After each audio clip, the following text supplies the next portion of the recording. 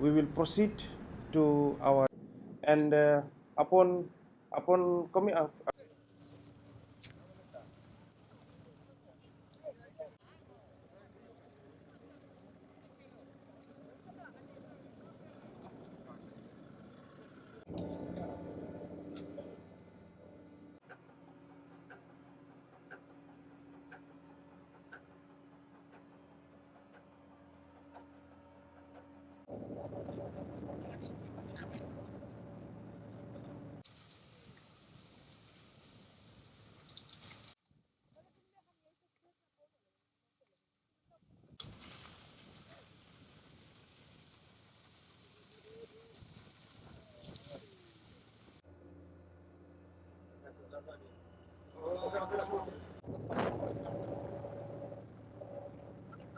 The Singatoka River plays a very important role, not only in the CBD, the commercial area here, but also the communities and villages and settlements.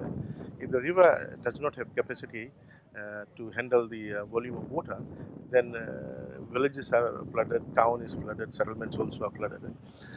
Singatoka also, river also playing an increasingly important role in tourism sector in Singatoka.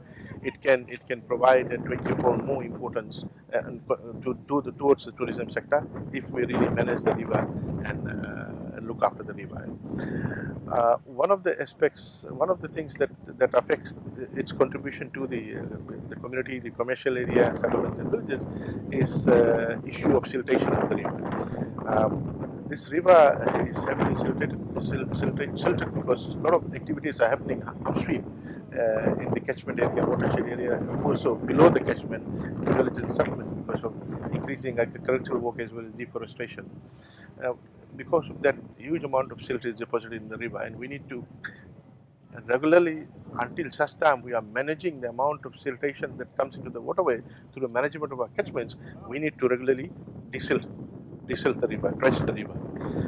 We've done the first phase, and we found that it had major positive impacts on the village settlement. In fact, in the last rainy season, not a single village got flooded, which used to happen before, which was a very positive sign. Now, what we're looking at now is what we did last time. In the first phase of dredging, we opened up the river mouth. We opened the river mouth that allowed water to flow out. There was a problem before.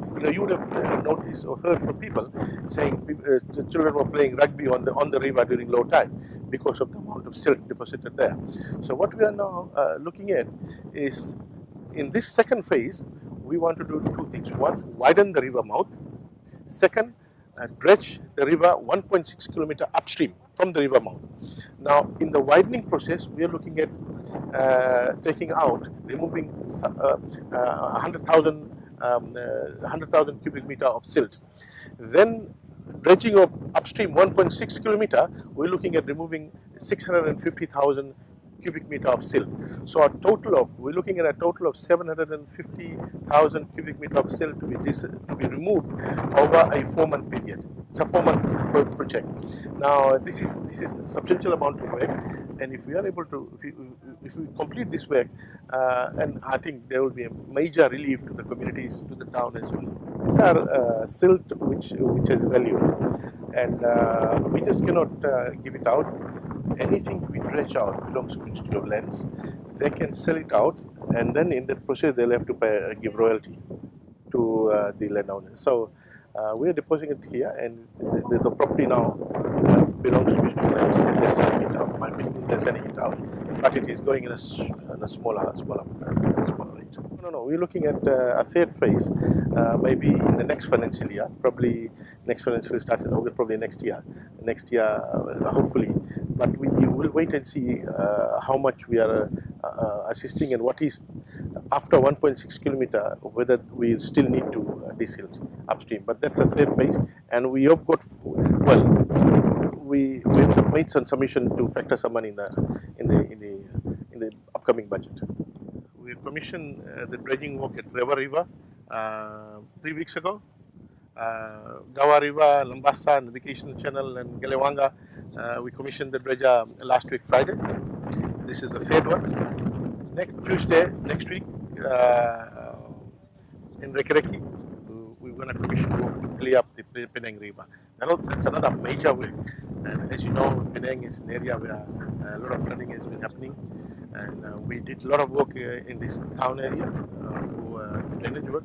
We're looking at commissioning the work there Tuesday. Do you have any plans for Nandi? Nandi, of course, it's a big project, and there are a number of stakeholders involved, JICA as well as ADB. We will reveal the developments on that particular project soon.